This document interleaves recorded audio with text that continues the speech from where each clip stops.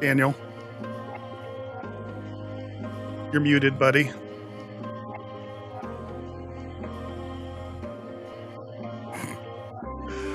His mic was just working 2 seconds ago.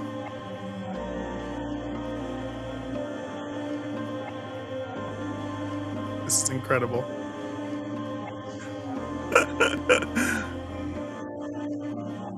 Hold, please.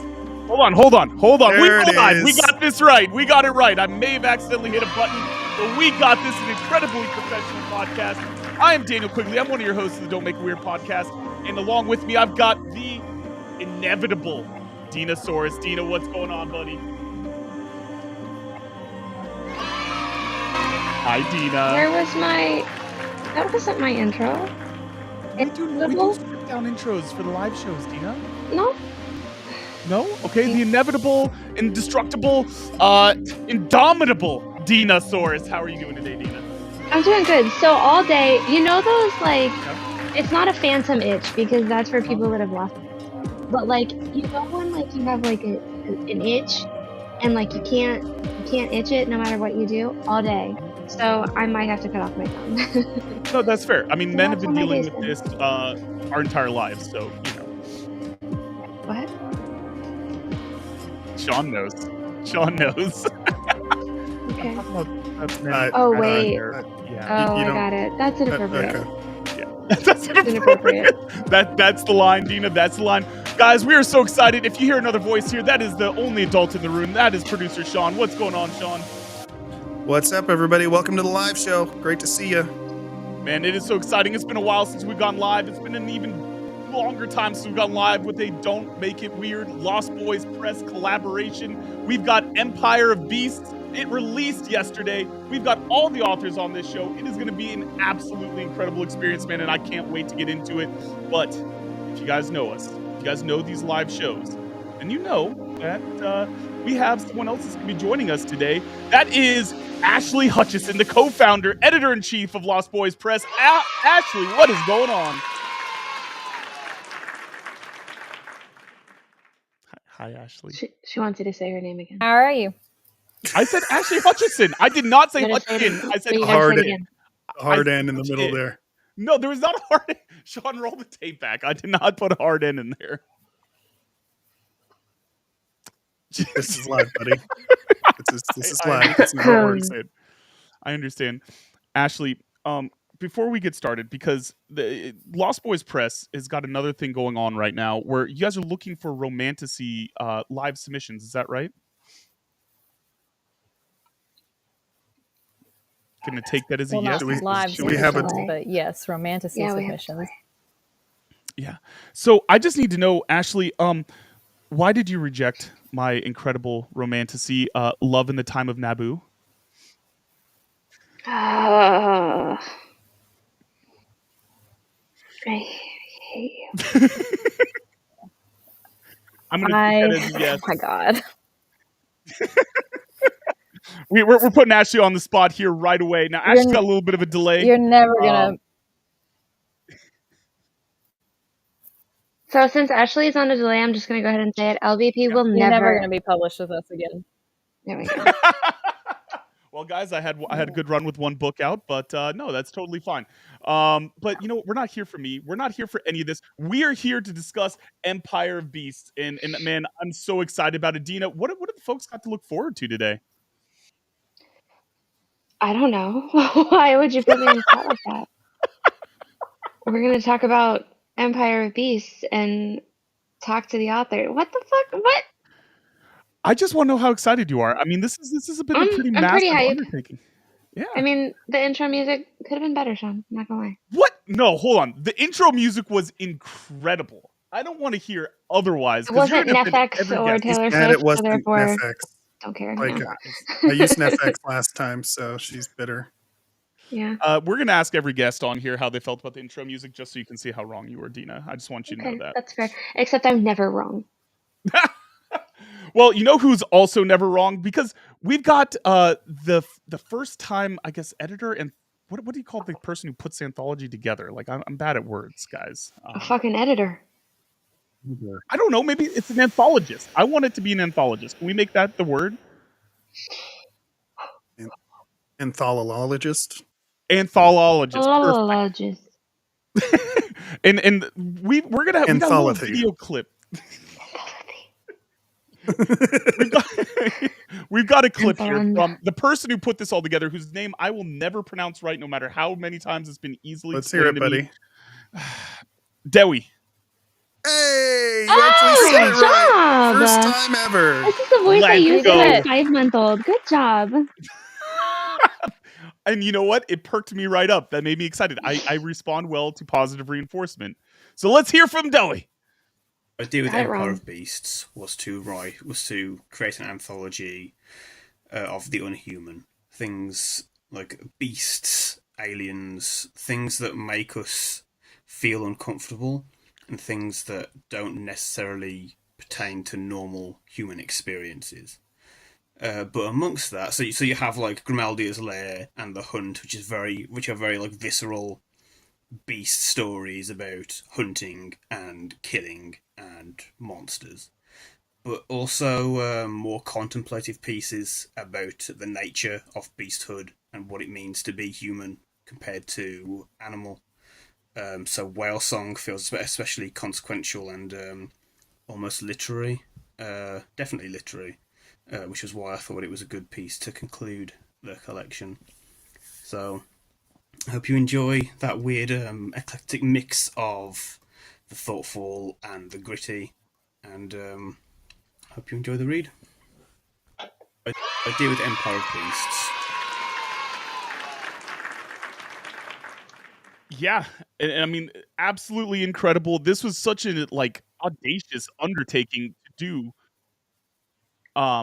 for a anthology. I mean, I haven't seen anything done like this before. To be able to go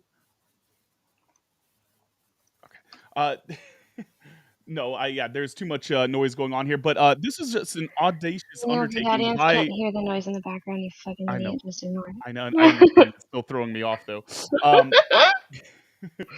Really incredible idea. Really incredible experience. I would normally ask Ashley about this. Yeah. If you don't want to hear what's happening backstage, uncheck the box at the bottom that says "Listen offstage feeds." Gotta have that interpreter brain and filter it out, bro. Yeah, that just changed my life. Thank you for that, Sean. Oh my God. So talk to us a little bit about this. Normally we'd ask Ashley, but Ashley is just going to be a face for us today because of the delay.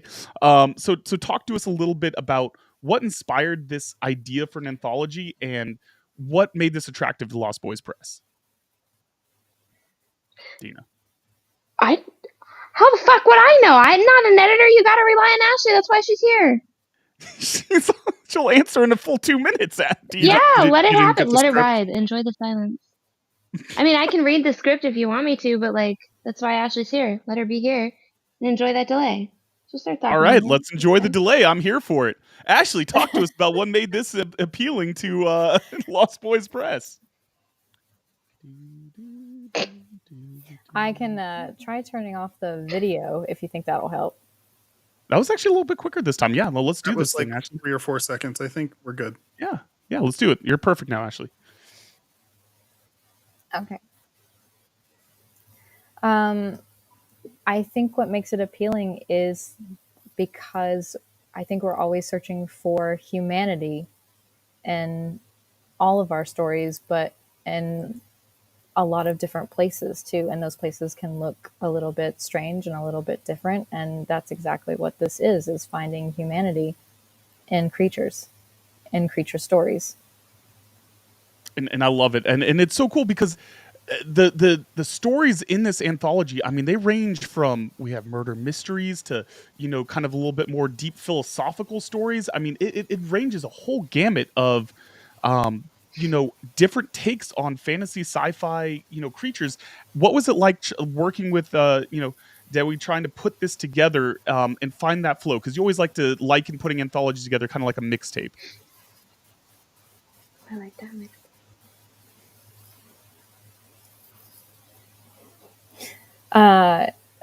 I mean, what makes it flow? Mm-hmm. Is that what you're saying? Because you've got a delay on my end now. Yes. What makes it flow?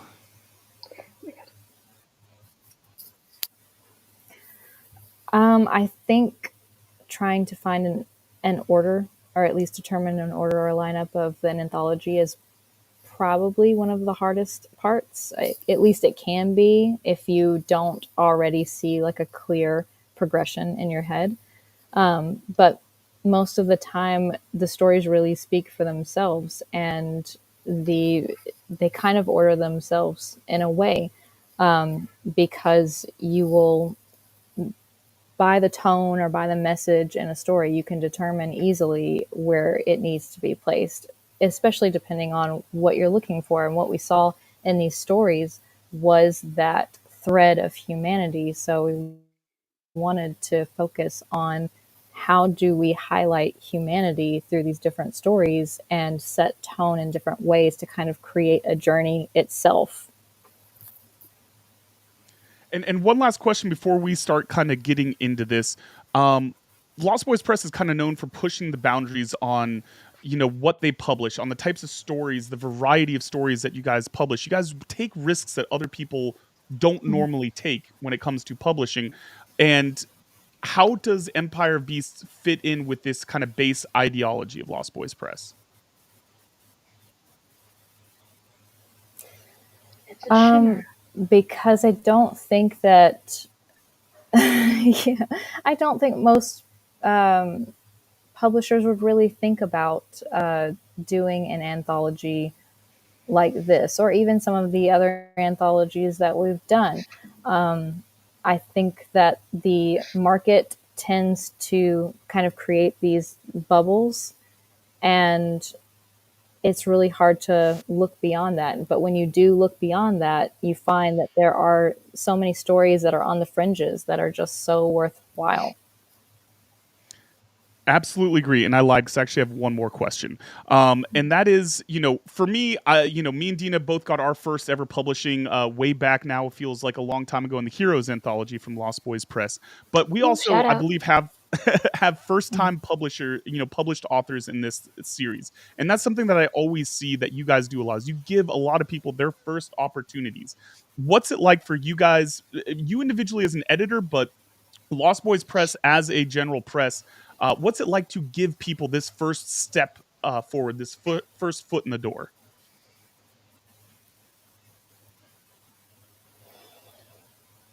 Incredibly humbling.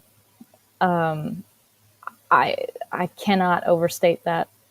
This is exactly what I got in this industry to do, was to work with authors and help them put their stories out into the world.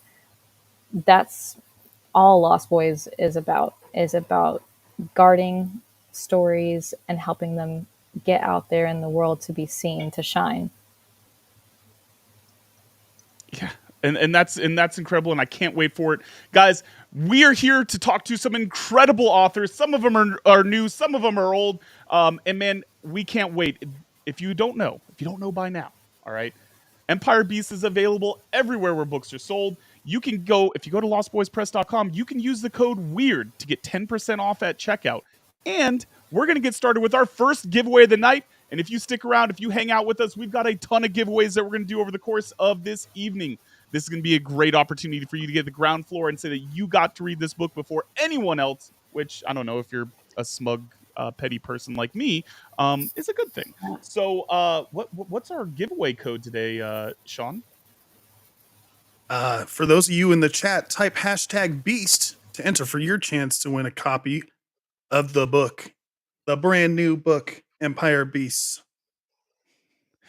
Let's go. So type Beast into that chat. Even if maybe you already bought this book, maybe you're an author that's trying to support other people in it, you can give this book away. Anyone can be winners. So go ahead, put that Beast into the chat.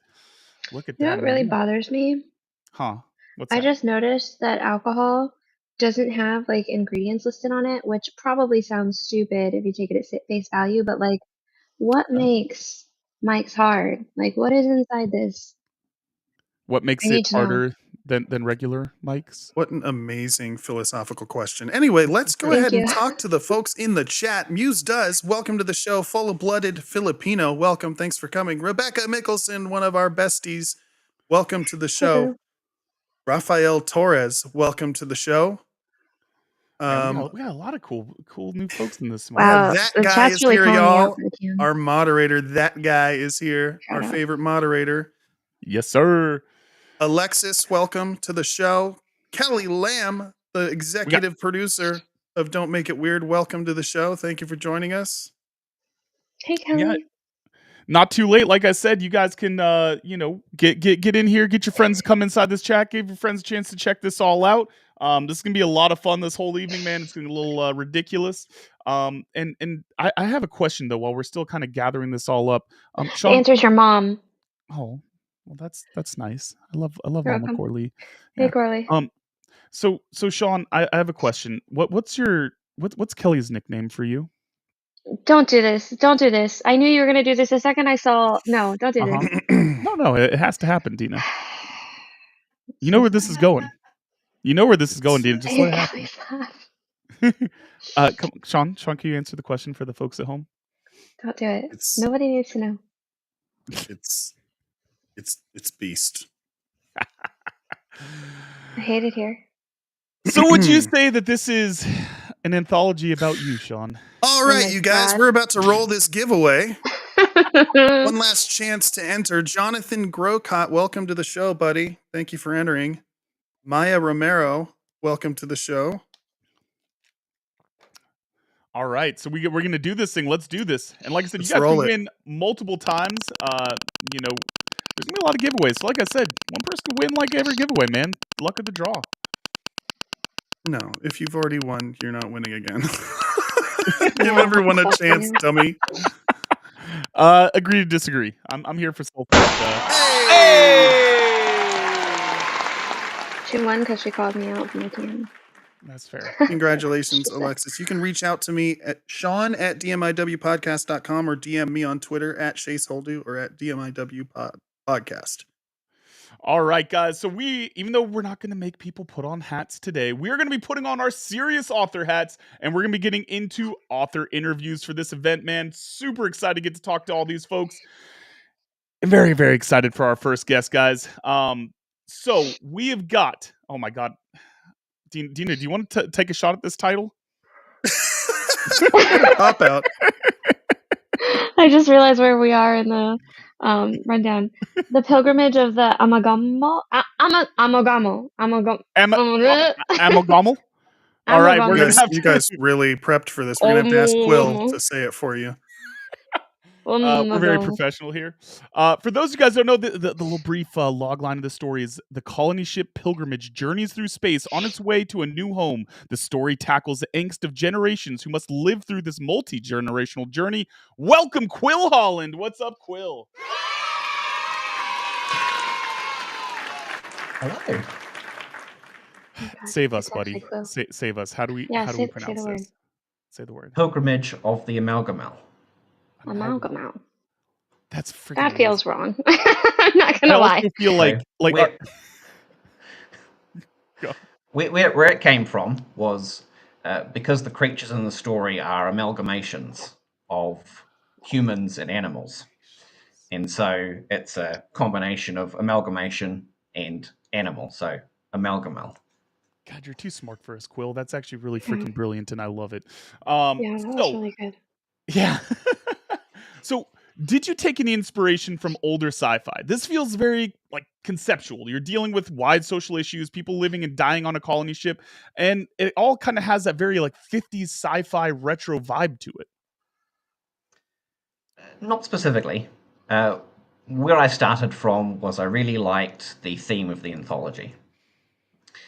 And what I said to myself was, this idea of having an animal society, how do we get to that? Why is there this animal society? And so then I sort of teased the idea of them being like human-animal hybrids. And I was like, okay, cool. Why do we have these hybrids? Where are they? So I sort of teased the idea of, are they living in like a dome or the moon or something? And then I sort of got the idea of like a terrarium. And I was like, okay, sort of the idea just kind of slowly built up. And then it was like, well, what if it's like a generation ship, and it's the self-contained environment. And, these creatures are born and they live and they die in this environment.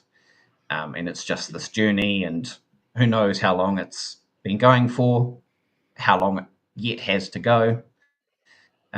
and the story just kind of grew out of that root idea, really. So, but you also incorporated a lot of like multi-generational themes throughout, and that's like a conversation happening everywhere today about safeguarding the world for those yet to come and for effects that we won't even see within our lifetime. So was your initial thought also to incorporate that sort of theme and story throughout as well? I think it just came quite naturally from the pilgrimage, the ship being like a terrarium. That, when it started its journey and it had access to planetary resources, it could onboard as much as it could at that time. But essentially, once it starts out on its journey, there is no more external input. So the system has to function everything that it carries with it. And so, again, this idea that the Amalgamal, they're the crew, but they're also part of the ship. Like, if they stop being there, the ship doesn't run, and the ship runs because it supports them being there, and that there was this symbiosis between the ship and the creatures, together making this journey. And that cycle, that they're born and they serve this purpose and they die and the next generation takes place, and carries them forward to this destination that they're aiming for. That perfect. And I've got one more question because we're going to bring you back on at the end here. But I just want to know what you said early on, that you said that this was a really interesting kind of anthology idea for you. What was it that appealed to you about wanting to be a part of this anthology? Like what the prompt, I think I just read the prompt and it was just like, this is a really interesting idea. Like, a society of animals, and I primarily write sci-fi, so my brain was like, cool, like, yeah. How can I kind of feed into this? And yeah. And so the story has AI and kind of, the idea that these creatures are sort of genetically engineered, and just fell right into my camp of writing, really. Well, that's perfect, man. Quill, we can't wait to talk to you again a little bit later on the show. You can check out his story, The Pilgrimage of the Amalgamal. I think I got that mostly right this time, in Empire of Beasts. And Quill, thank you so much today, man. Wait a minute. Daniel, are you not? What the fuck? Are we not gonna do a wild card question or a hard hitting question with Dinosaurus? Like, I'm totally in. Why are we powering through this? Okay, hold on. It wasn't on the rundown, so I thought that wild card. Okay, Ron Burgundy. Oh my god! You know how these shows go. All right. Yeah, I'm so excited. I'm like 3 times as excited now. Dina, what do we got for Quill? Okay. Are you ready? I had it prepped. So, which fictional world do you choose to live in with the out of any fictional world, right? With the caveat that you can only be an average person within that world. So nobody special, no superpowers, no nothing. You're totally normal. You're basically an NPC, but you get to live in that world forever out of any of the worlds. Go. Ooh, that's a good one. I'd have to say a world with superheroes, And at least if I couldn't be a superhero, that, there were superheroes around, like, that would be an awesome world to live in, DC, Marvel, that would be pretty dope, I reckon. Yeah, and you know what? Actually, I'm with you on this because, all you have to be is the lowest lane to someone's Superman. And I was just about to say, you can just seduce Superman. Exactly. Yeah. And then it's like the same thing as flying. Just bang Superman. And if you manage to get a superhero that can fly, sort of. Yeah, exactly. Next best thing, right? I think that's brilliant. All right, now that wild cards are back on the table, guys, I'm extra excited. This is gonna be incredible. Quill, thank you so much, man. We can't wait to get you back on the show in a little bit to talk a little bit. Cheers, guys. Cheers. Up next, we've got the author of The Blind Forest, Cryptid K. Cowell. God help me on this one again. Oh my god, I'm so bad at this. It's okay. Nobody can pronounce my maiden name or my married name. You're fine. Yes. All right, are you gonna give me a lifeline? What do we got here? Okay. So think of the word Noel. Now put a K on it. Coel. Well. See, you weren't right either, Dina. That is really cool. I actually love that name. Thank you. So, all right. Cryptid K, welcome to the show, man. We are so excited. For those of you guys that don't know, her story, The Blind Forest. A frog and its pet mushroom seek to find and capture the sun to prevent the end of the world. Dina. Oh, I'm going first? Okay. Oh, yeah. So your story was wild, absolutely like psychedelic in a sense. So I want to know where you got the idea from. Okay, do not judge me. This is a safe space. A long-standing, I won't call it an obsession, but an interest in frogs and all things dead, which basically includes mushrooms. So, like I said, don't judge me. And I had to build, for a game that I play, basically a deck that has a crap ton of psychedelic stuff in it, but it's a frog deck. So when I read the anthology prompt, I basically went, okay, so frogs and mushrooms. Plus, there's actually parasitic mushrooms out there that can like latch onto things and literally change their brain function and turn them into zombies. So I ran with that journey for them. Sounds really exciting. Daniel, I'm just glad it turned out all right. No, man. Listen, it was awesome. This was one of, listen, it's hard to pick out one unique story here because these are all so, you guys are like giving me a complex because you guys are way more creative than I am. But this is such not a hard to do. Concept. How dare you? Man, I'm on fire today. Yeah, you are. But Kay, I know that you are also working on another manuscript. Is it fantasy too? And is it similar in style to what we've seen in this story, or is it a little different? So, fun fact, I was actually having to study the hero's journey for that manuscript when I wrote this one, which is partially the inspiration for this one. Because yes, they are both fantasy. They are two different aspects of fantasy. This one was very fun. It was lighthearted. It was psychedelic. It was just the little cozy hero's journey, saving the world. And the other one still involves saving the world. And sadly, there's a lot less mushrooms. But there are some really cool birds. Really cool birds. But birds aren't real. Yeah, well, you know, government drones. Yeah. And there's still a hero's journey. I would just say that it's maybe like a little less cozy and has a lot more murder. We like murder. Listen. Yeah, we in like the fictional sense. Let's be clear, people. For the FBI, we do not condone murder. We only condone murder if it's in a book. Exactly, and as long as it's not done to frogs, because we're like Team Frog now, right? Obviously. Okay, I am really sad because I have a little frog and I lost him. He's somewhere. Oh, no. I have a really frog sexy is looking live frog in your at work. house, and no. Wait, it's a living frog? No. My friend bought me a little ornament. Oh, thank God. He's just got the legs all the way stretched out, like pole dancer frog. No, listen, I would have been all about that real frog thing. Don't let Dina talk you off of this. Oh my God, no, we get frogs in this house all the time. And I live in an apartment. I don't think they'd notice a frog. She's really about to like sneak a frog in her apartment complex. The only issue is that the cat would probably eat the frog. Yep. But I'm making my cat a frog sweater. Does that count? I thought you were really just saying I'm making my cat a frog, which I was really interested about how this was going to happen. We don't talk about the magic here. Are you ready? Because you know what, you're going to get a double off the wall question because there's absolutely no way that my cryptid homie doesn't get a question from me. But you also have to. Go ahead, Daniel. Oh, Dina, can I go first? You can do that. Yeah. Okay, Dina, could you go? I need you to just go, Daniel. All right. Okay. 2-part question. Number 1. So it's still 2 questions. 2-part question. I was trying to what give do you her think Jar Jar Binks smells like? Oh my God. And number 2, what's your favorite cryptid? Oh dear goodness. Okay, so my favorite cryptid is Mothman. Okay. I have had a long-standing just interest in Mothman as a whole. It probably goes way back to when I used to watch all of the cryptid videos in college, and it was a really cool one about Mothman.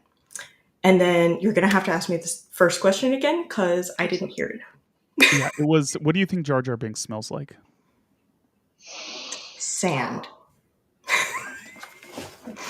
This is I'm here wild. for it. We've found a Daniel stand and I hate bog it. sand, because he does go in the water sometimes.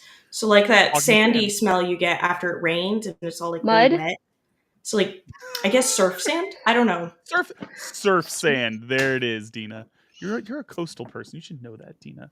All right. I don't like the beach. Same. It's awful, isn't it? Like it's just. There's like so many ways you can drown. I'm sorry.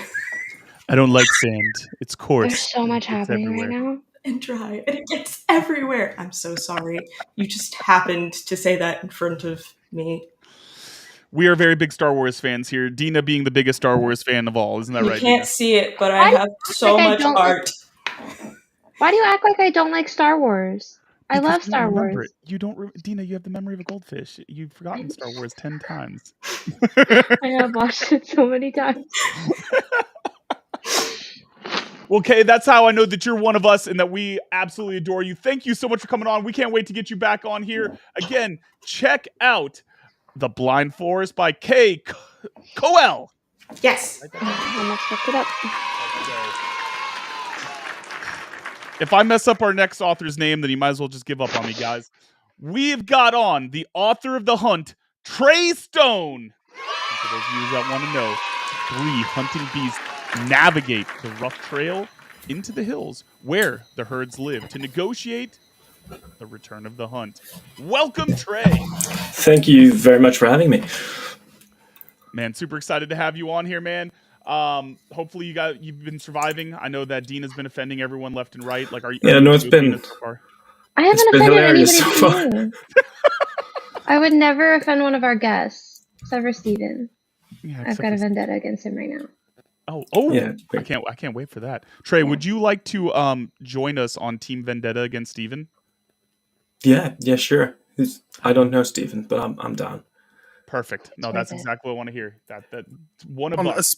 I'd just like to give a special thanks to Trey for joining us from 9 hours in the future. It's in the middle of the night for Trey right now. So thank you for being here on our time.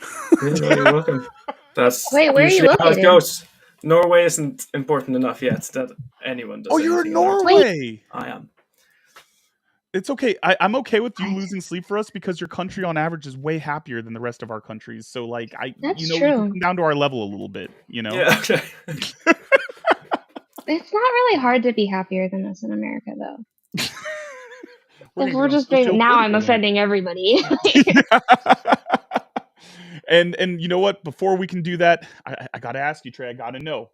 I freaking loved the very like beastish idea of the hunters and the hunted having negotiated rules around the hunt.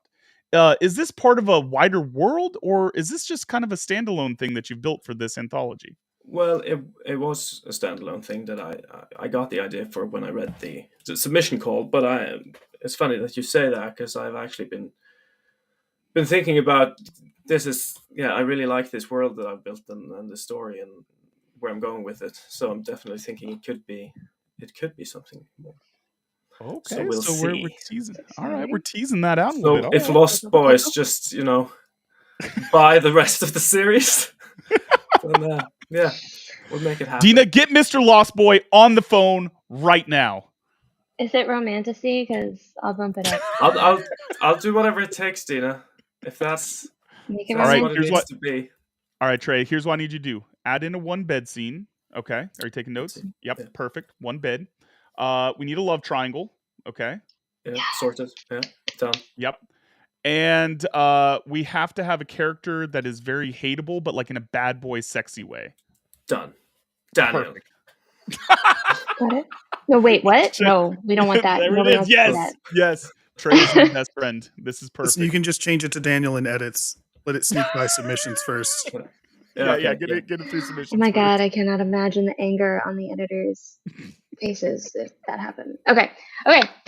You sort of have a synergy between the animals as they work together toward a solution in this story that sort of reflects our own relationship with nature and how we have to work with it to thrive instead of against it. So is that something that inspired you when you were writing the story, or?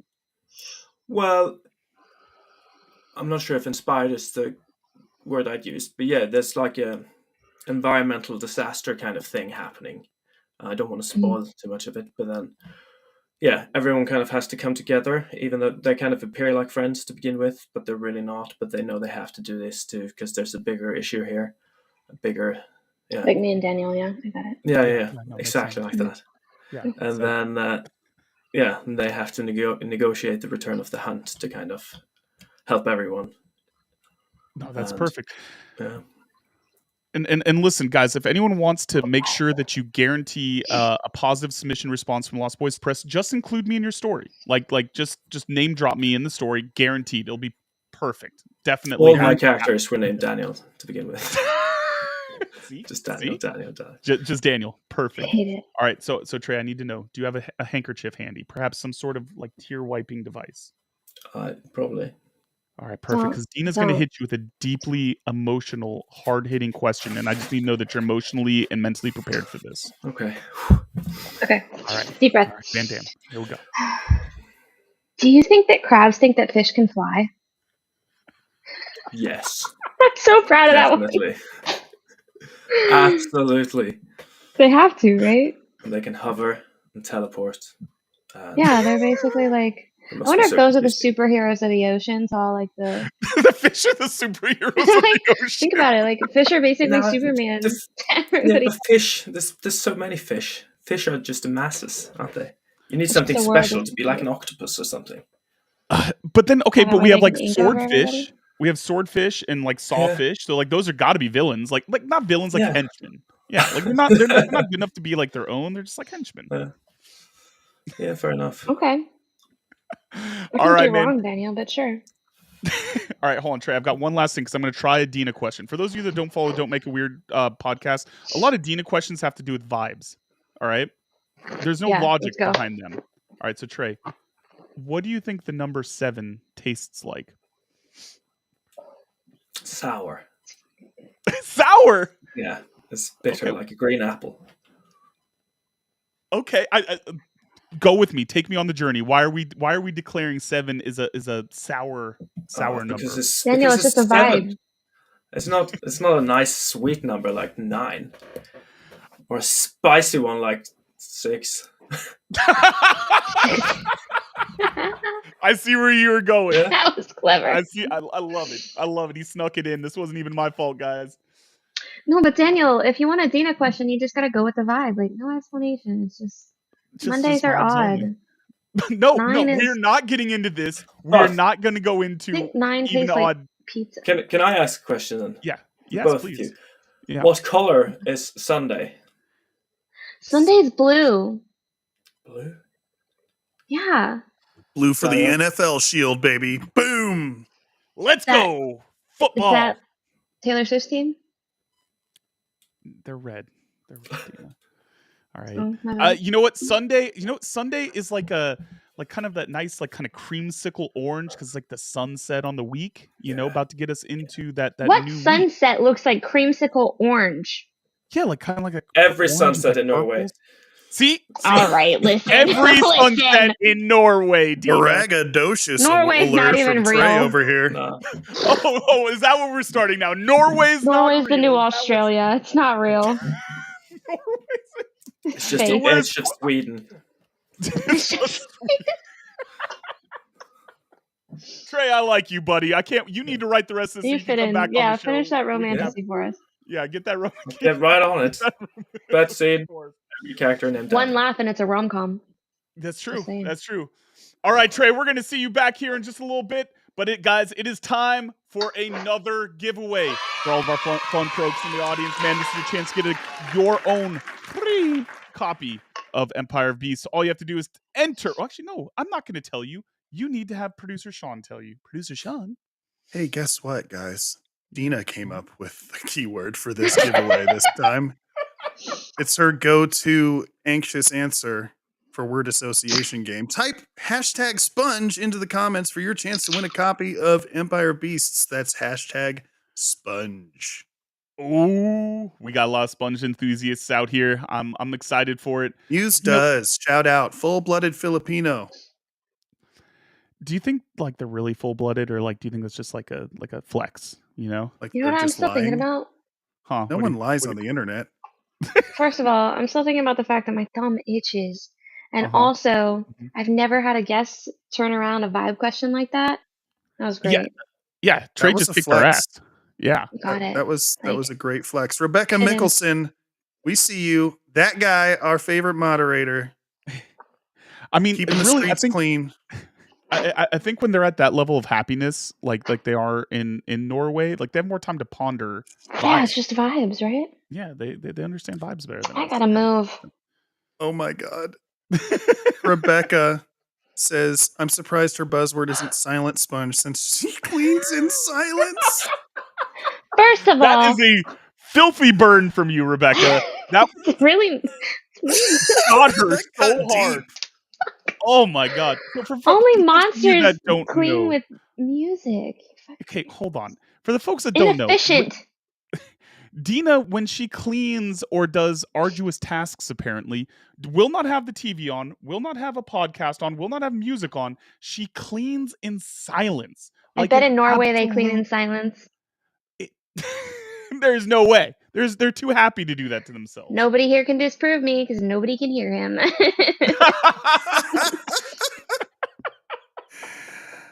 Hashtag sponge in the comments for your chance to win a copy of Empire Beast, you guys. Last chance to enter this giveaway. We'll have one more opportunity to win a copy of the book at the end of this live stream, so stick around if you don't win this one. Listen, it's psychopath behavior. I love you, Rebecca. I love you, Dina. Cleaning in silence is psychopath behavior. That's why I just don't clean. Yeah, we know. That's why your hat is always covered in fur, because you don't even do laundry. His cats use it as a pillow, and then he just puts it on like. You know what I learned today? You're not allergic to the cat. You're allergic to the saliva. I thought it's the dander. Sorry. Oh, for those of you who don't know, if you hear a buzzer, that means someone said one of our buzzwords. It means we have to drink. It's an ongoing thing on Don't Make It Weird. Yeah. You're welcome. Yeah, see, ever since my wife realized what weaponized incompetence is, and she's just told me that's what I do, like my jig is up. I know, and now I actually have to like do shit again. It's terrible. Yeah, well, it is what it is. Let's roll this, you guys. Let's see who won our second copy of the book tonight.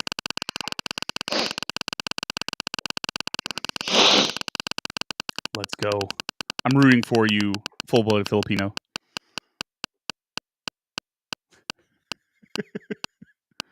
Let's go. So close. Oh my god. That guy! Our best friend and moderator. Thank you, that guy, for being here.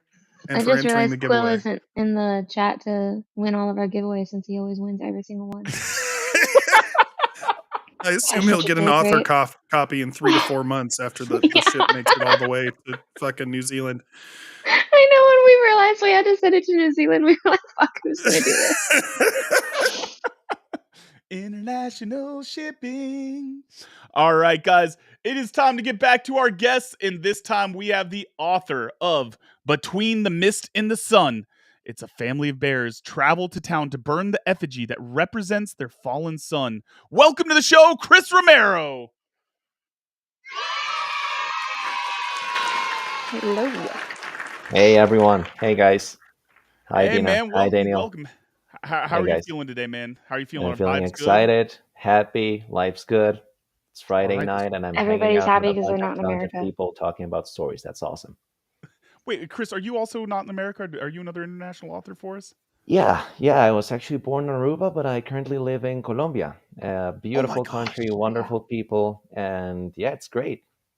Listen, Colombia to me is always going to be the home of Valderrama, which is probably one of my favorite hairs in all of soccer history. Like, you know, so yeah. Hey, man, you just have to go to the coast, mention that guy's name, and you're going to be treated like a king. Okay, you're going to be served platters of fried fish, coconut rice, whatever you want. Okay, you just go and say, yeah, amo al pibe Valderrama with your accent, and people are just going to swoon all over you. You're done. I'm booking that ticket. That's never happened to Daniel before, so he's super excited. I'm so excited. I love Colombian food, so this is a total win for me. So, dude, just come here. Well, that kind of actually already answers my question that I had, which was, what inspired you to write a setting reminiscent of Colombia? But now I just feel stupid. Fine. No. Listen, we're here for it. We're here for it. Come on, Dina. Just say it with your chest. Be excited. Well, I mean, yes, kind of. First off, the food, because life revolves around food and everything is food related. But also, amen. But also, it's just that this is part of a setting that was already developing, so it was very easy for me to kind of fit the story into the world building that I already had going on. And there's just so many landscapes and so many traditions and so many cool things that are kind of happening in this country and all over Latin America that people in the US or in the UK or the English speaking world generally don't really know much about. And I kind of wanted to use that as an inspiration to highlight all these amazing cultural things, these traditions, these landscapes, these almost rituals that people have to celebrate different aspects of life. And that's really the main focus, the main inspiration for the story. So yeah, there's just so many things to pick from. And you know what? I love that because that kind of rolls into what I wanted to ask you about because, for a long time, fantasy was dominated by kind of that everything was in medieval Europe. Yeah. It's all the sword and stone and castles and stuff. And don't get me wrong, I love all that stuff too. But like, we're starting to slowly but surely kind of infuse that Latin culture, Latin mythology into our fantasy stories. And I think it's freaking amazing. So, what was it about kind of the folk tales and stories from your region that kind of you got to play with and incorporate into this story? Everything. I mean, yeah, that's actually not the region where I was born. That's from my mother's side of the family, but it's a place where I've been to many, many times. I know the people there. I've been through different traditions, and it's just so rich, so amazing, and so different from what you said earlier, like traditional medieval fantasy European folk tales of the wizard, the castles, the dragons, and everything. And it's great.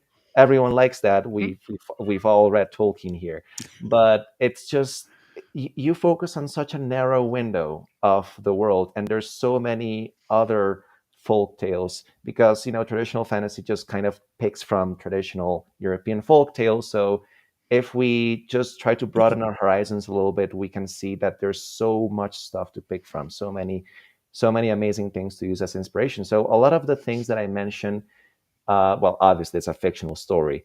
Obviously, it's allegedly.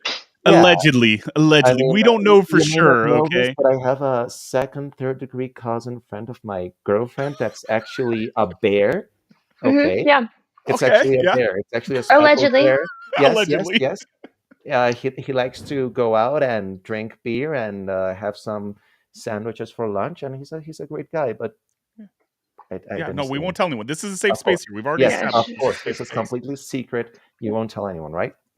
Absolutely. Cool. Books are Perfect. sealed. All right, so Dina, let's hit him. Let's hit him with the hard questions here. Oh God. Okay. Yeah, let's do Oh this. my God.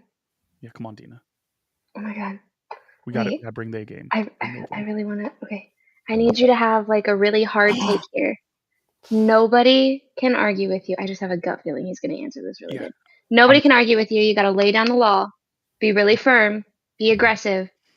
What is the superior form of potato? Dina, this is you are opening a whole can of worms here, right? Do you have any idea I know exactly. Yeah. Do you have any idea what you're doing? Yeah. Dina, this is dangerous. This is dangerous. I picked the right person for this. I'm excited.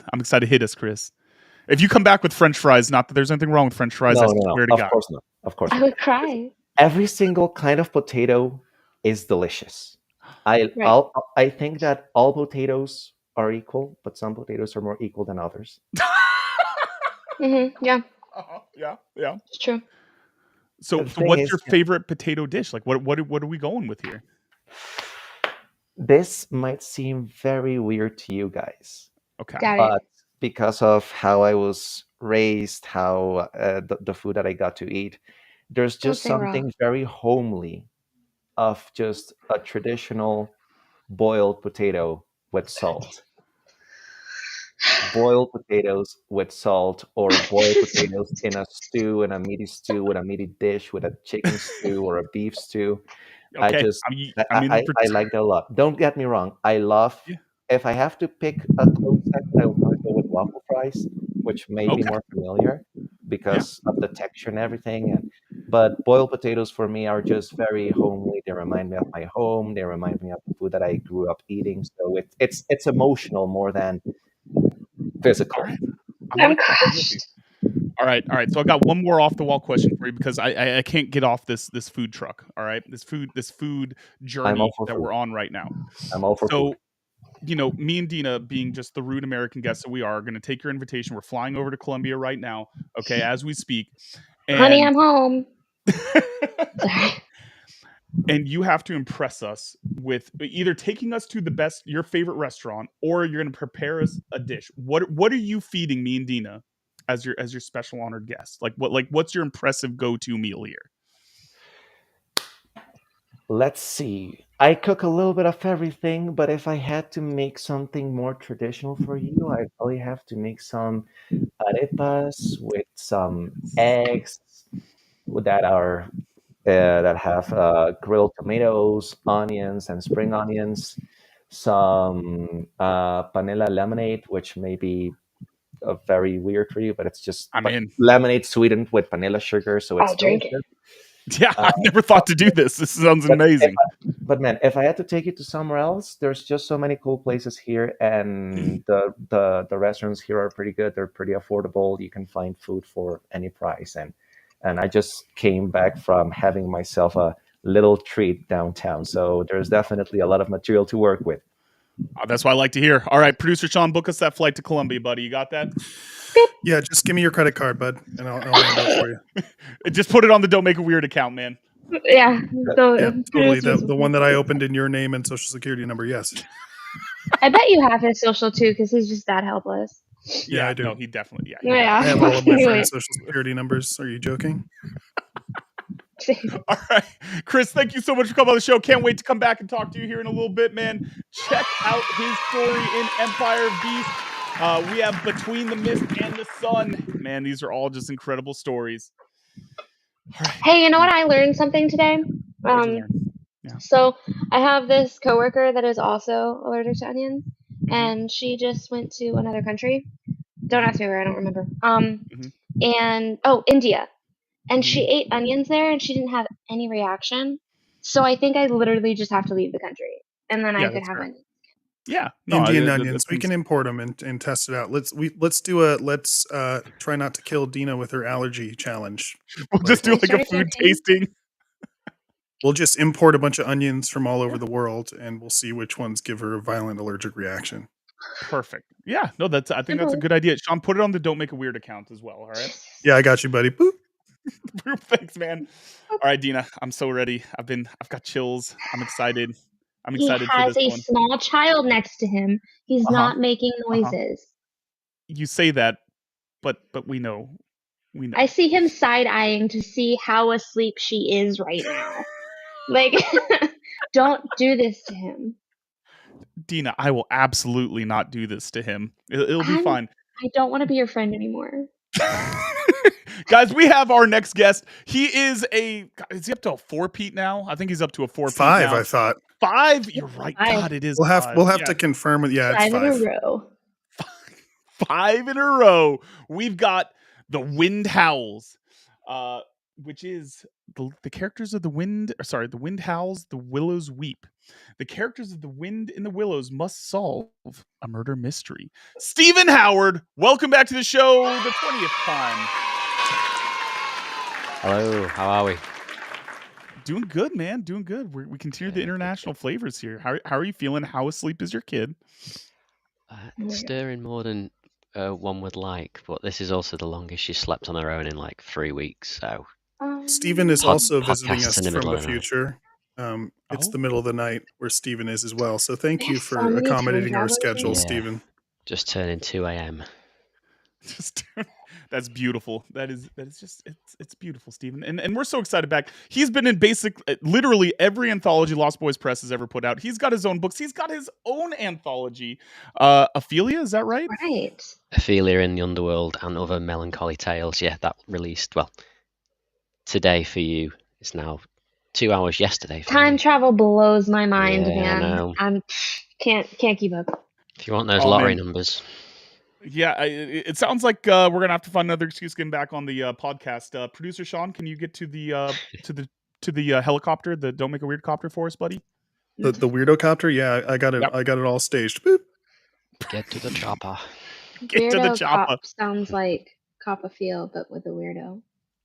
I'm sorry, I had a whole mind map and I only voiced half of it. I'm so sorry.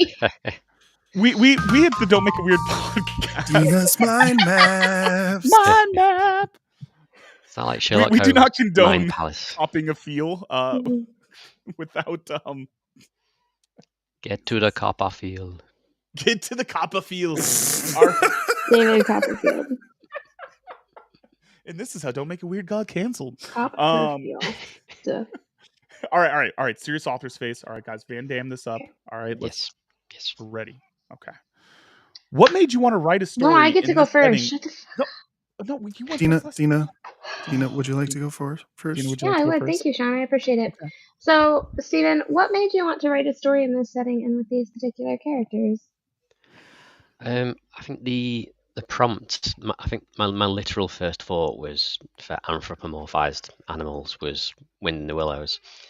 So then I kind of thought, well, I knew roughly when it was written, so I just Googled the whether it was in the public domain, and it was. So, sorry, she's literally waking up right now. Give me 2 seconds. All right, that's perfect.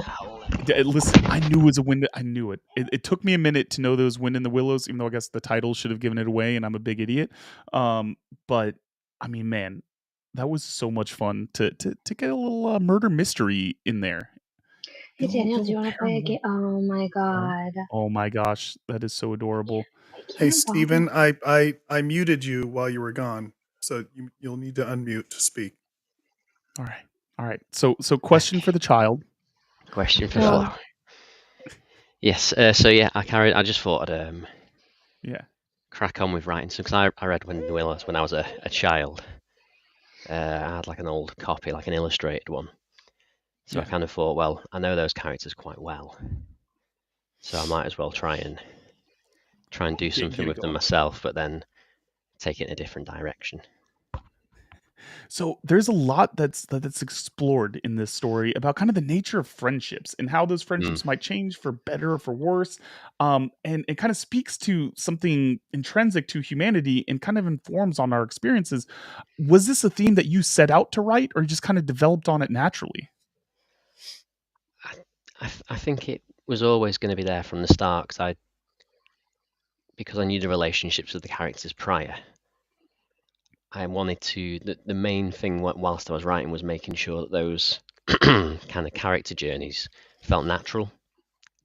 So the friendships, but also in the character of Toad, the most likely person to kind of diverge from the events of the actual book and the story that everyone knew, and to take that in a direction that felt natural.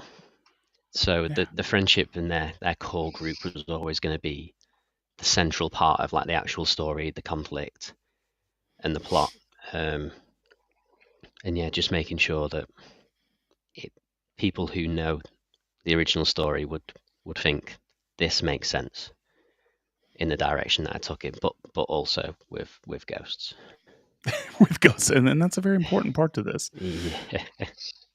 All right, so Stephen, you're gonna have to whisper this, okay? You're gonna have to whisper it. Can you bark like a Basenji? Plot twist. They can't bark. So no one can do that. Yeah, no. Basenji's barks sound like a literal screaming child. It's horrifying. not a bark. It's a nightmare. It's literally a nightmare. It's not a bark though, so now he doesn't have to make a noise. No, that's fair. You tried so hard. I need you to whisper. I can do some noises. I mean, she's just chilling. She's absolutely just chilling right now. You tried so hard. I know you tried your best. Chilling. Okay, all right. I can watch for a minute, then we'll get some milk. Okay. I need a badger sound. I need a badger sound. Need a rat sound. Badger and a rat. Badger and a rat. Can we do a badger and a rat? Okay, badger. They're quite gruff. Yeah. Wait, but these are anthropomorphized. So is this a badger that can speak English, or is it just? Yeah, you know what? Badger? Let's go. If you want to make this more complicated on yourself, I'm here for badger speaking. What is English. this, Narnia? Sort of. It's an offshoot. Okay. Badger's very gruff, so badger would be like Toad. Yes. Something like that, I think. And who else was it? Ratty. Yeah, Ratty. Well, Ratty's very well spoken and he's very Oxfordian. Okay. So he'd be like, "Oh, I do dearly miss Mole. I do dearly miss Mole." I love it. Thank you, Stephen. Even out in front of kids, Stephen still comes through. And for the folks that don't know why I'm so fixated on him making sounds, in his first anthology that he did, where he came on, he had a Bigfoot story, so I had him doing Bigfoot's calls as my off-the-wall question. Yeah. And since then, that was my best one, though. I knew what to do then, and since then I've just been winging it because I didn't think it would become a thing, and then it became a thing. That's all that Daniel does is wing it. It's fine. I'm Michael Winslow from Police Academy at this point.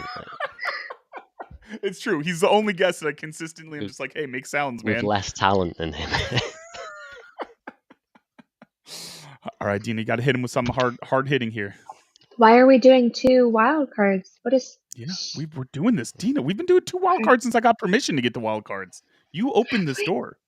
Yeah, the whole time, buddy. We didn't do 2 wild cards. Okay. For the first person was the only one that didn't get 2 wild cards, and that's my fault. I'm going to make sure Quill gets another one from me. Okay, so Stephen, what's the superior form of Pop-Tart? Oh. What is a Pop-Tart? I was just about to say they don't have it in the UK. Really the second it came out of my mouth, I was like, is it waffly? No, it's a pastry that usually has a sugary jam on the inside, and then it's frosted with some type of frosting, and then you toast it in a toaster. Okay, that is the superior form. Exactly. There's flavors. Never mind. They have s'mores. They have Rocky Road. What is the superior? What's the superior form of bread? Stephen, hold on before you answer the bread question, because I know you have an amazing answer for that. We have some homework for you, buddy. We're going to need you to visit the end cap of your local store that every UK store has. That's like the American section. Because I guarantee I guarantee you there will be a box of Kellogg's Pop-Tarts, not a sponsor. And I want you to grab the maple brown sugar ones because they're the best. But also I want you to grab the frosted strawberry ones because those are the most popular ones. I will. S'mores is the right answer. And give them a try. Don't get s'mores. S'mores is the right answer. They do have them in the little American section in the UK market. I just looked it up. All right, so Stephen, you got a job. Yeah, you got something to do now. And there was a bread question. Yes. Yeah. What is the superior form of bread? I like like the French baguettes when they're like freshly baked, and then you get like a dash of butter on them. I wish I could confidently say that baguettes and UK America like translated, but I'm pretty sure they're totally opposite. So sure. Yeah, all the fresh things that you have are not fresh for us. So, I don't even think a baguette is a baguette in America versus UK. Sean, a baguette is a baguette. I'm sorry. I just agree with Stephen. A fresh baguette is fantastic. Yeah. No, I'm with you on that. Solidarity. Stephen, thank you so much for hanging out. Even though the kid woke up, man, we really appreciate you. If you're able to come back on at the end, we'll get you back on. But if you can't, I freaking love you anyways, man. Cannot wait to check out Ophelia and the give me the full title. I wasn't prepared on this. I always saw Ophelia. In the Underworld. There we go. Ophelia in the Underworld. He's got a ton of books out, man. Thank you very much. Love Stephen Howard. All right, guys. We got one author left before we can bring them all back on. Bringing up we've brought in the closing pitcher. We're bringing up the power hitter. I'm using as many sports analogies as I can.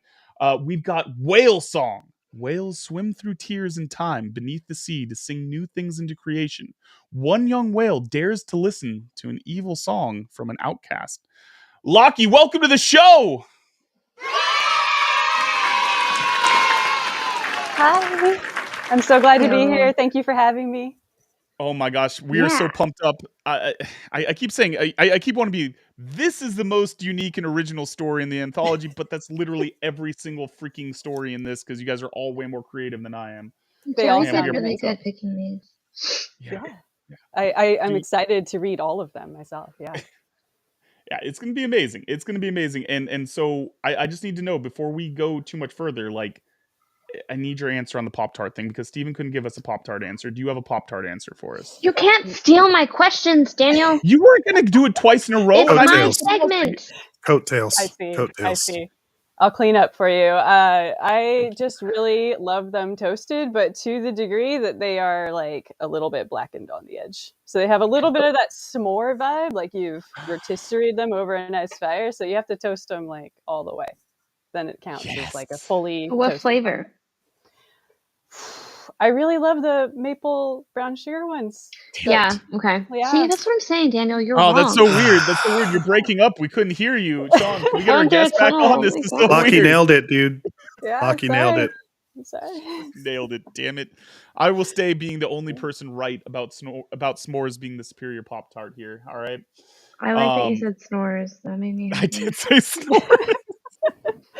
I said you cook it like a s'more. That's true. And I support that. Don't give him any branches. Okay. Has anyone ever tried to cook a Pop-Tart over an open fire, like around a campfire? Because I have. I dropped it. I absolutely dropped it. Further preparation, it should go great. Yeah. See? All right. I knew it. I knew you were the right person for the job here. All right. So I got to know. All right.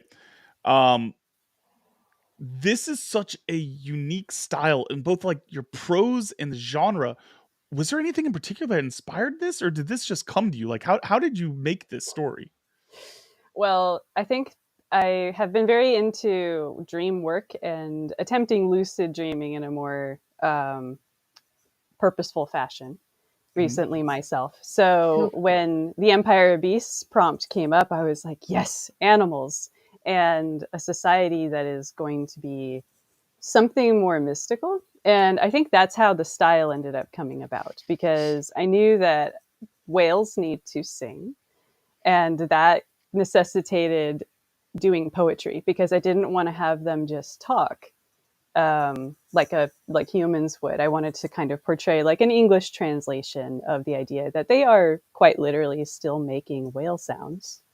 And then the dream world aspect of it just kind of being something that is like both making dreams and making reality through them, and them having to go into the astral sea, and it needing to be very concise for the sake of being a short story.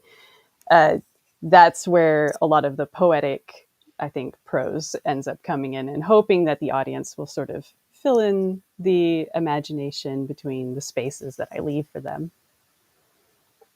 So does the rest of the work that you write also follow in this style? Or do you write things outside of fantasy? What type of genre do you usually write? I've done a lot of different stories. Most of my stuff is very humanistic, interestingly. So I don't really do crazy, like intensively poetic work a lot of the time. Like my current fantasy work that I'm doing is kind of a paranormal detective, fantastical, fae-themed type of adventure, but it's a little bit more grounded. Speaking my language. Yes, yeah, our characters I think would be friends from your Thunderstruck. You just made his fucking day, and I hate it. I can't be sorry about making someone's day. I'm sorry. I'm too Lucky you're now my new best friend. I'm sorry, Trey. Oh my god. We'll have to see if they could have a little meetup. That would be fun. I'm in. I'm crossover. So let's do it. All right. Producer Sean, to the crossover machine. Oh no. Are there seatbelts? Sean, you're muted, buddy. But yes, there's no seatbelts. No, I'm not. I'm trying to figure out how to respond to that. Thanks, buddy. I appreciate that. Oh man. All right. So I need to know, Lockie. All right. You're working on lucid dreaming. You're working on how to do this. if I follow your path of learning how to lucid dream and control it, how often can I get Jar Jar Binks into my dreams, and how would you recommend I go about this?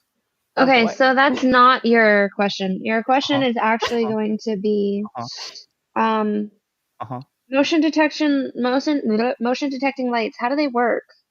Can you just explain that for me? That is not a Daniel question. That is 1,000,000% a Dina question.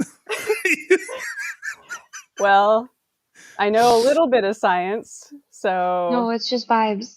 Just vibes. Okay, just vibes. So just vibes. Just vibes. The vibes answer is that. Okay, the vibes answer is that the ghost in you interacts with the ghost in the machine. Oh my god, are they like friends? Heal each other, and then they make friends. They heal each other, and then things happen. You know what? I like things this. happen. What are the things? Is it just that the light comes on, or is there like another backstory going on here? I like this ghost. Are the ghosts doing the dirty? Oh, sounds like the ghosts are doing the dirty. We're gonna go with that because I feel like there's. And then the light comes on when. Oh no, Dina, no! And I'm the inappropriate one, Dina. I'm sorry. I'm the inappropriate one. A mind math happened. I'm sorry. But I mean, at least I feel like they both finished that journey together. Because I feel like if one finished before the other, then the light doesn't turn on. So like, if anything, it's consensual and romantic, you know? Right. I love a good fantasy story with lots of consensuality to it, you know. Thank you. But back to the real question, Lockie, how do I dream about Jar Jar? Okay, so the very quick version of this is you need to get enough sleep to not need any. Wake up on purpose. Walk around a little bit. Go back to bed. And then meditate your way into sleep again while thinking about some very specific techniques that would take too long to describe. But you know what? You're already halfway there by the time you've gotten up, having enough sleep and going back to bed again. And then just really focus on Jar Jar, I guess, in your case. Yes. Oh my God, what happens when it flickers?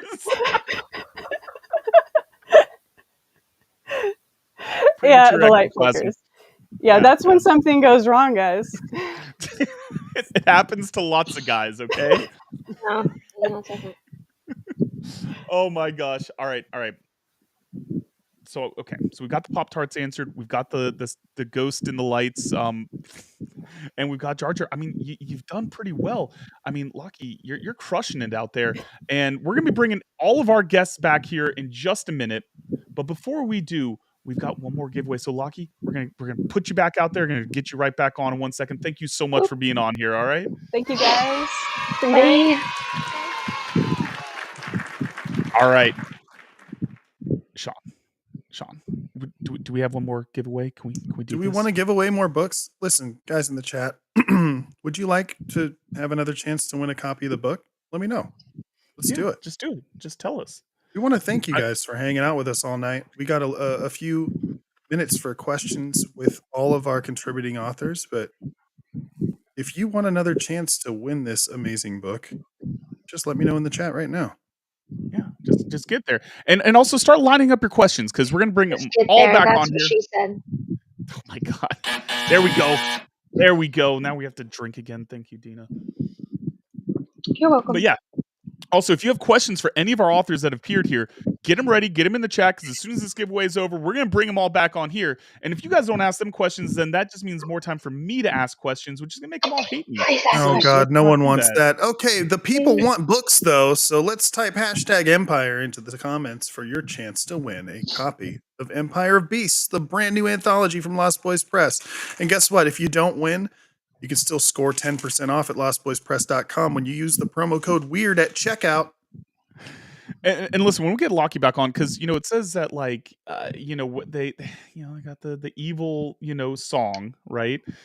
Evil song from the Outcast. I mean, I think Outcast is a good group. Like, I don't think there's anything particularly evil. Like their songs are incredible. ATLian, amazing song. All right.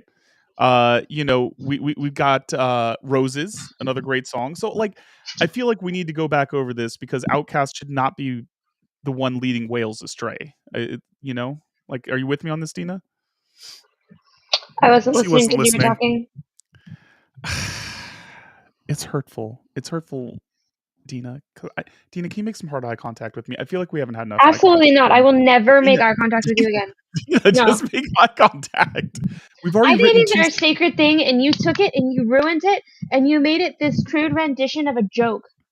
iBabies are literally. Dina, in all seriousness, like, is iBabies still a sacred thing for you, even though you've not at all removed yourself from that world?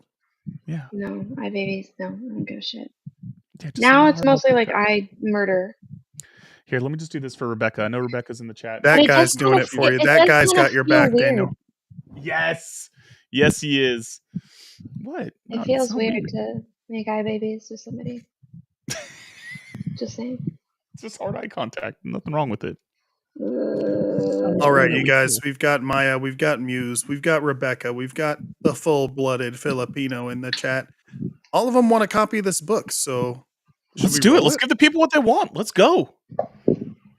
Let's send it. Full send. Full send. Ew. Hey. Y'all just fucking jinxed. iBabies.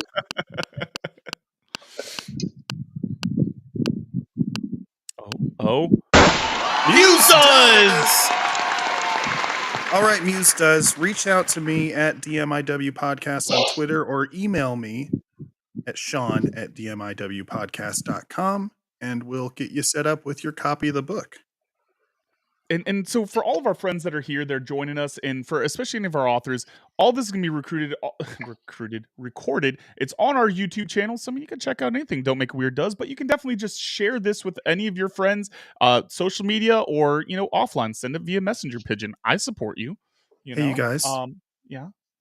I'm feeling the vibes right now. I always I kind of want to roll it again. Are we okay with that? Are we we'll just charge it to Daniel's credit card. Here we go. Another winner, guys. Here we go.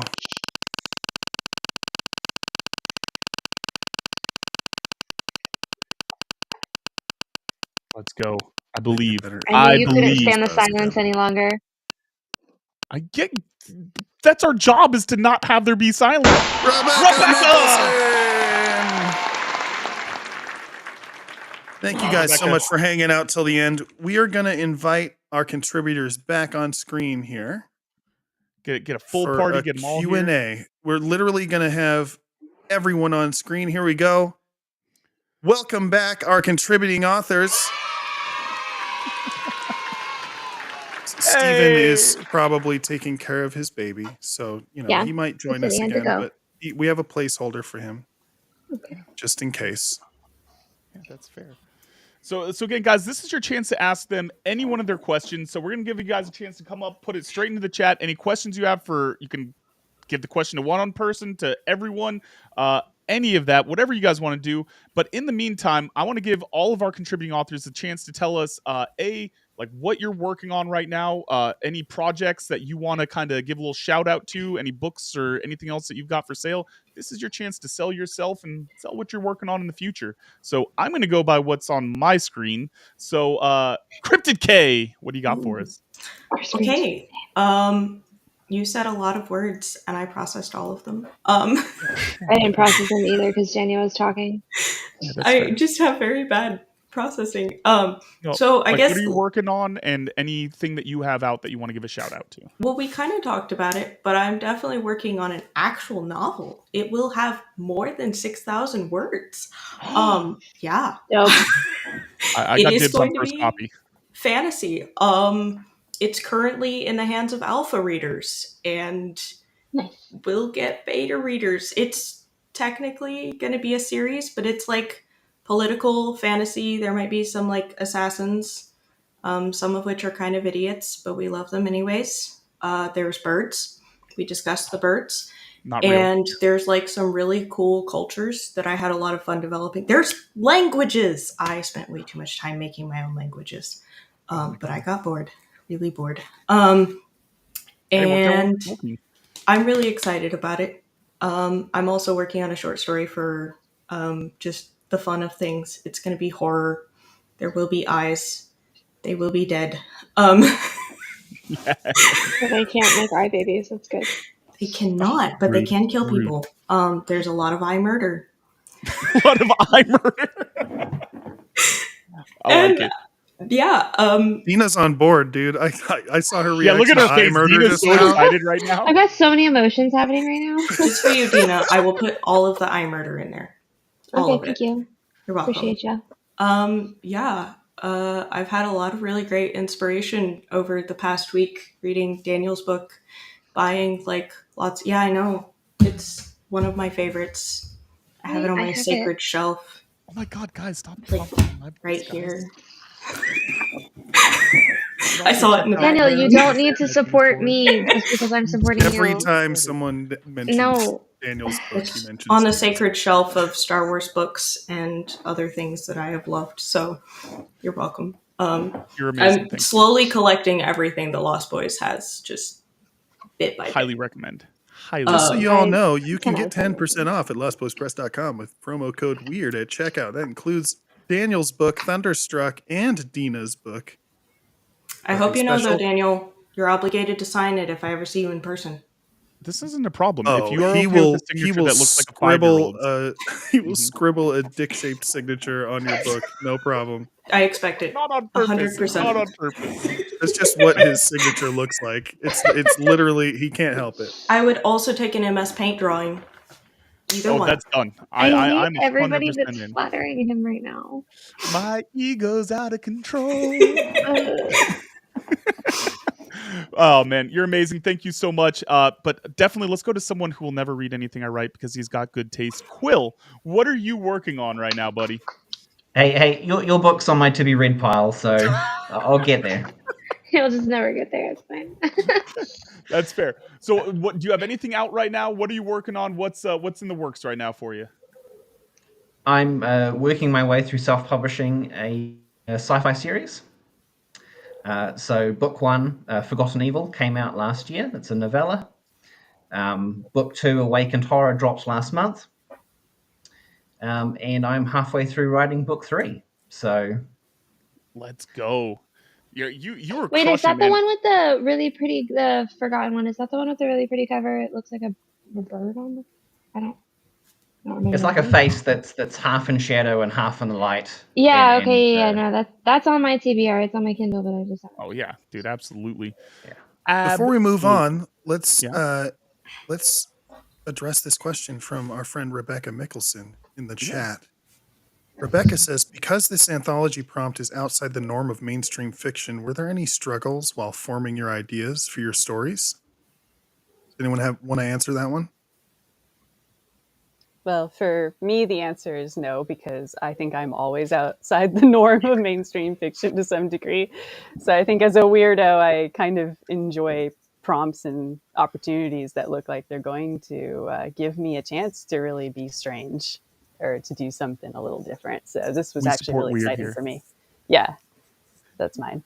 All weirdos amazing. Welcome. Anyone else? Anyone can chip in here. I mean, man, just go for it. Chris, let's go, buddy. I mean, Kay, if you want to go first, that's fine. No, go ahead, please. I will talk all day. Thank you. Well, in my case, it's just perfect. It was absolutely perfect. It fit into the world that I was already working on. And to be honest, I kind of prefer working with non-human characters and human characters just because you can do so many more things with them. They're much more versatile. They're much more, I think, interesting. I had already designed some of those characters, so it was actually perfect. I think the most difficult thing for me would be to make a story that featured human characters predominantly instead of non-human characters. So for me, it's actually the complete opposite. Love it. I love it. Hey, you said you had a little something with that? Oh, I was just going to say, I don't know that it was a struggle so much. It was actually pretty simple, but it was a lot of fun to like change your mindset from I'm writing about cultures and customs. Like when you meet a person, do you give them a handshake? Do you wave at them? Okay, well, your frog doesn't have hands. It was less of a struggle and more of just a really fun puzzle to break it down and say, okay, how am I going to deal with how I would interact with this situation versus how my character is interacting with it? And what does their world dictate as their actual culture and their practices?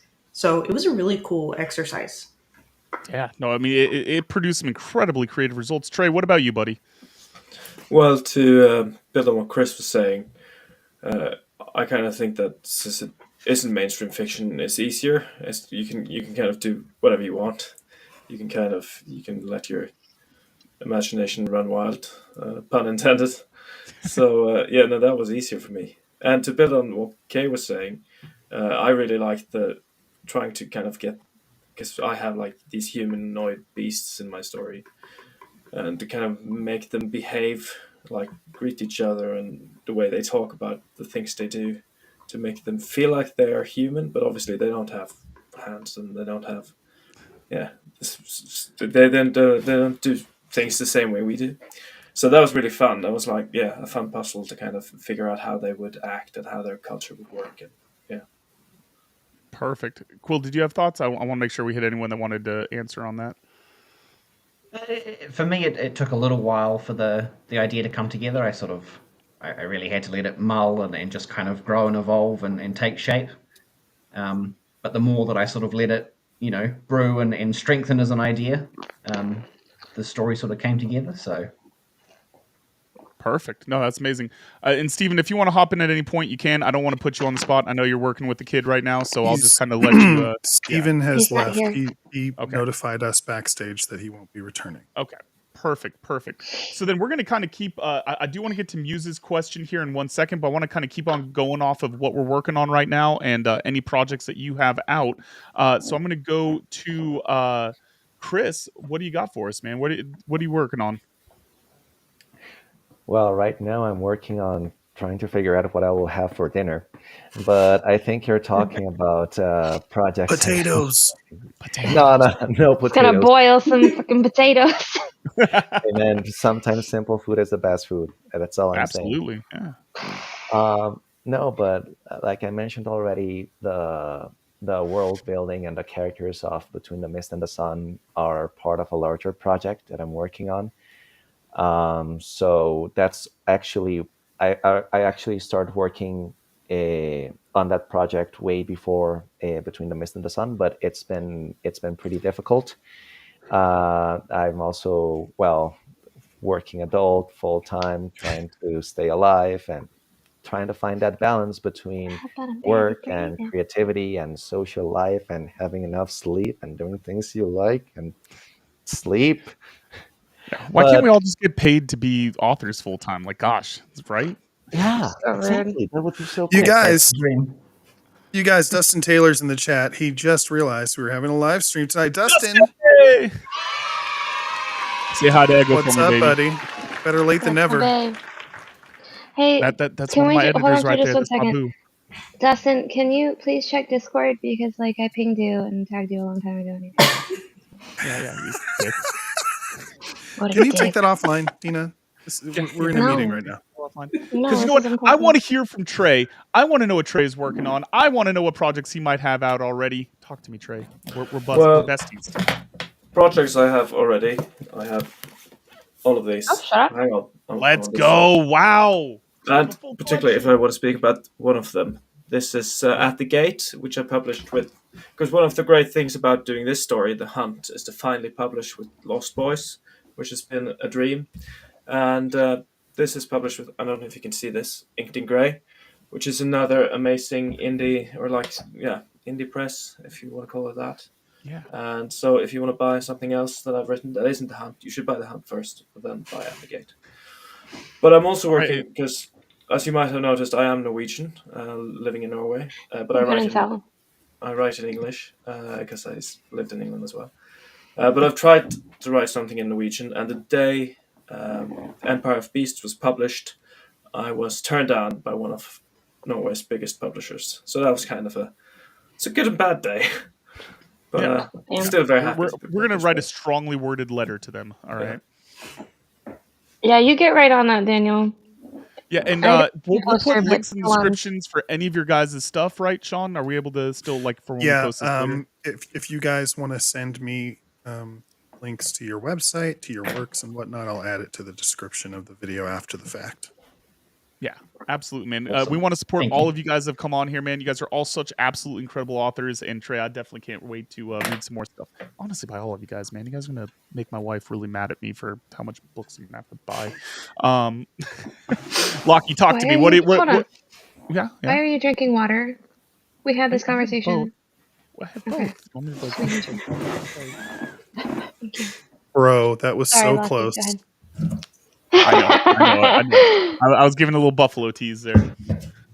All right, so Lockie, what have you got out? If you have anything, what are you working on? What can we see? What can we expect from you in the future? Well, Whale Song is my first thing that is coming out in an official capacity, and I'm so congratulations! Happy. So congrats! Thank you to Lost Boys, who I really wanted to get something published through too, because I love their ethos. It's just such a great MO to have about how you handle your authors. As for me, I am currently working on, like I mentioned, a sort of paranormal mystery serial story. So it's kind of like Sherlock in a way, where there's multiple books and each book is a case. And it's a little bit horror, but it's a lot fantasy. So it's kind of taking the paranormal in a more whimsical direction that might be kind of unexpected, a little bit more mystical, with a sort of quirky detective and a little shadow friend. And we're going to write that crossover together, right? Like we're doing this. Yeah. We're getting this done. You'll have to meet my character at some point and see what you think. I'm in. Like, this isn't even a question. I'm absolutely in. Anything that any of y'all have written, I'm 1,000% in on. So that's not a problem there at all. Thank you. All right. So before we get out of here, I think we had one more question, Sean, from the audience. We have some more questions. Yeah, we have some more questions. questions. Muse wants to know, what form would you like an adaptation of your stories to take? Movie, theater, play, puppet show? Oh, that last one sounds good. Oh, a saucy puppet show. Animated. All right, we're gonna go. There's a new meaning to sock puppets. Oh.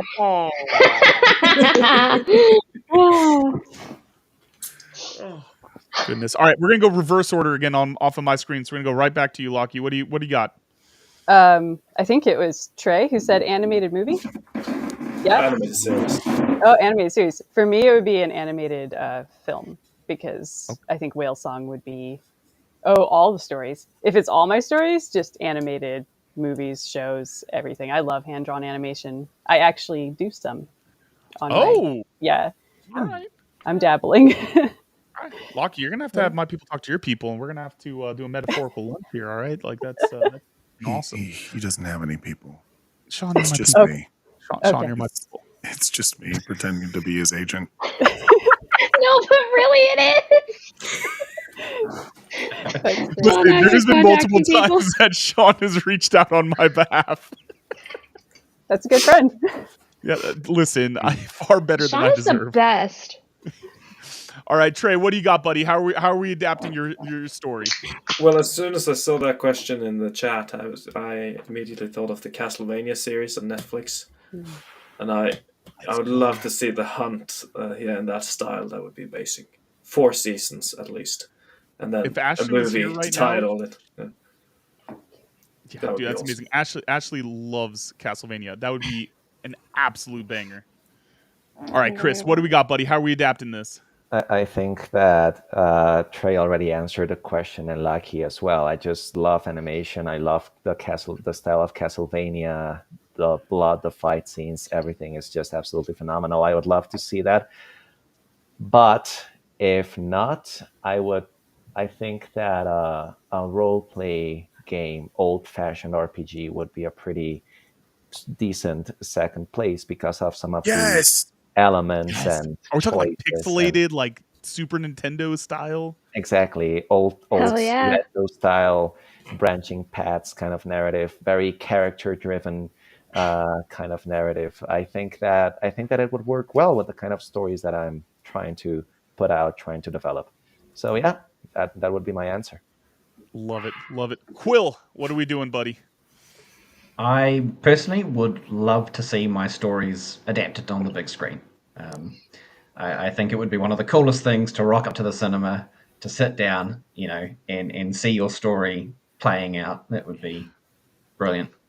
So all right. So can I have a cameo? Like I just want like a bit part. Like I just want to be in the background somewhere, just like walking across the screen, saying nothing, doing nothing. Can we get this like verbal? As just so you guys know, like for the people at home and for our guests here, Daniel's dream is to be like the Stan Lee cameo in every movie ever. He just wants to like be that guy that appears in a tiny bit role in every movie. I don't want to act. I just want to like just walk across the screen. You know, like maybe I'm having coffee somewhere in the background. The answer of can you cameo is a yes. And I'm actually starting a list because you're the second person to ask for a cameo in a future adaptation. So yeah, there's taking requests. Perfect. Yeah, there's 2 goals a month. I want a cameos in book or in movies, and I want to be violent. I want to have a character violently murdered in a book that has my name. Like, I thought you wanted to be the fake boyfriend. Oh, that too. Listen. Oh no, that's a real life thing. That's okay. We're just talking fiction. Okay. Yeah. If you ever need someone to be your fake boyfriend at like a wedding, like anything like that, just Daniel's let me know. Available. It'll be perfect. Kay, how are we adapting this story? Okay, I have given this way too much thought because I really love drawing anime style comics, and I always want to see my stories adapted into that. I still think though that The Blind Forest would be perfect in a Ghibli style. I think that would just absolutely capture it. Whereas a lot of my other stuff like Half Crown and everything would be really cool on the big screen.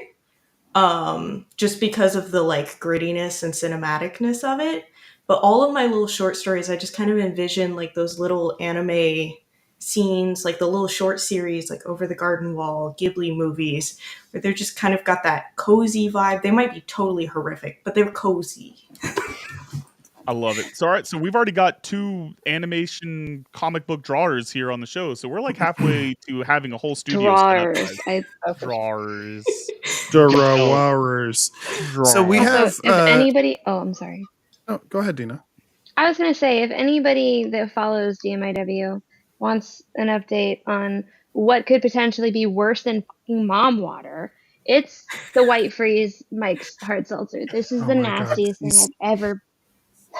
It's so gross. She's been battling with Mike's Hard Lemonade all night, you guys. I'm so sorry. Not a sponsor, by the way. We have 2 more questions. If you guys want to hang out for 2 more questions, and then we'll get everyone's socials and we'll say goodbye. Let's do this.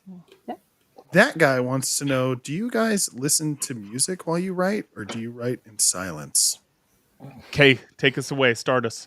Okay, I am a cinematic thinker. I have to have music in my brain 24/7, or else life is just the worst. So when I write, I have 6, I kid you not, 6 playlists for every character in my main novel.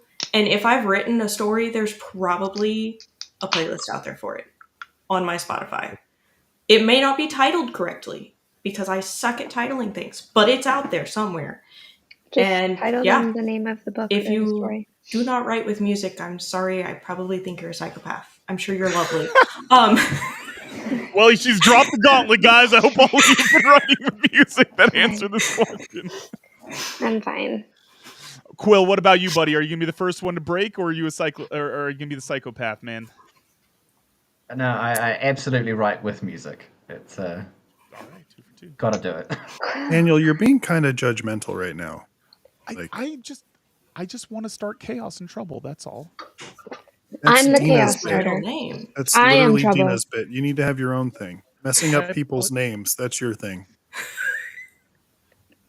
Not wrong. True. All right. So do you have playlists, Quill?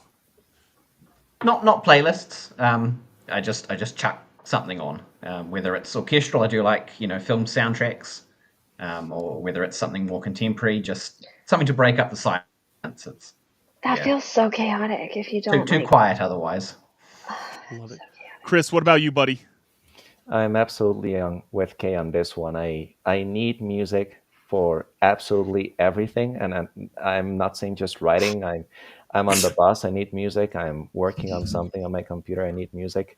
And I figured out that I like to listen to different kinds of music for different moments of my story. It's like I need something more I don't know, if I'm trying to think of something more techy, I've been really into synthwave lately. I listen to some instrumental synthwave for Between the Mist and the Sun and other stories taking place in that thing. I listen to something more orchestral, more cinematic. I've also been listening to post-rock, and I also like to imagine my characters doing epic shonen anime battles every time I listen to my favorite anime OSTs. So You've redeemed yourself from your potato answer, just so you know. You're still not over that, are you? I'm not over it. You're never... Hey, Dina, actually, now I have to ask you, what's your favorite kind of potato dish? So mine is an emotional answer too, because I really like my mom's choice baked potatoes that we had, which is like jacket potatoes for the UK, I guess. Wait, is that right? Jacket potatoes? No, jacket potato is just a baked potato. A twice baked potato is twice. But would it be a double jacket potato? A double jacket. It's a choice baked potato that my mom would make. Twice jacketed potato. Dina, would you take that, or would you take the KFC wedges? Yeah, it's gotta be right. Yeah, that was your original answer. Oh no! Like, if you could choose, you could only have one out of the two for the rest of your life. What would it be? I feel like I'm choosing between mom and dad. The KFC wedges. Well, I mean, you really are. You quite literally are. All right, who's your favorite parent? That was an easy question. Let's go. Trey, what about you, buddy? Are you team psychopath or team music? Well, kind of a psychopath, but I do listen to music. But I'm the opposite of Kay, which is her 6 playlists that I when I wrote this thing, I conditioned myself to focus and to concentrate by listening to the same song on repeat all the time, constantly. Which was a song called Last Sunrise in the Wasteland by At the End of Times, Nothing. So that's kind of my writing track. I just use that for whenever I need to write, put on that, and yeah. But I do occasionally use tabletopaudio.com, if you guys have heard of that. I use that during my That sounds illegal. That's amazing to write to. If you need like a battle scene or a market scene or something sci-fi, you can just find a track, put it on, and you're instantly in that headspace. So yeah, awesome. Can I let you know I'm a little scared of you right now after that answer? I didn't expect to be, but I'm a little worried right now. The weird thing is that I wrote another book where I listened to just one song by Elton John. I'm in. So you're already ready for karaoke if you need to. Yeah. So wait, Daniel, which is worse, listening to the same song over and over again, or no music? Hold on. It depends on what Elton John song it was. Was it Crocodile Rock? Tell me it was Crocodile Rock. No, it was, what's it called? Something Saturday Alice. Night's All Right for Fighting. Oh. Let's see. I'll look it up. Elton John, Alice.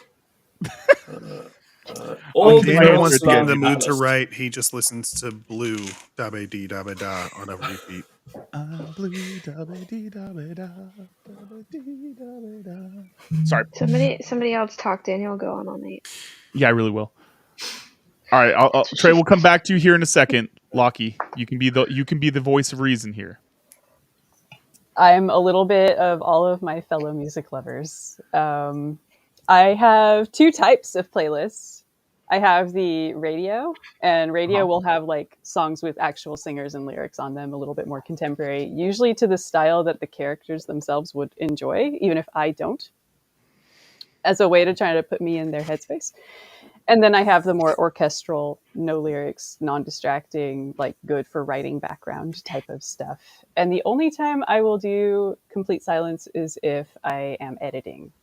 Sometimes I really need to focus on the grammarian in me, and then I will not do the creative mode quite so much. I'll be a little bit more like policing the wordage and the commas and stuff, and that kind of can be distracted by music. So that's the only time that I will turn it off. That's a good question.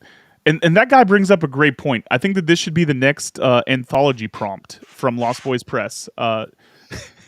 Everyone has to listen only to Blue. Da Da Da by Trio. Also, Da, da, Dustin, you missed it. We already gave Dina shit earlier for cleaning. Yeah, Dustin. Yeah. Huh? I just think that would be incredible. Is just put the da da da and just whatever comes up when you write for this is what goes in the anthology. You just see where it All goes. right, we've got one more question, you guys, and it's from our friend Stephen Howard from the other side. He's here in the chat. Stephen wants to know. Obviously, Trey mentioned possibly continuing writing in the world that he wrote for this book, obviously, but is anyone else? Look at Stephen in his little bow tie. I know, he looks so proper. All right, we're going to start with you, Lockie.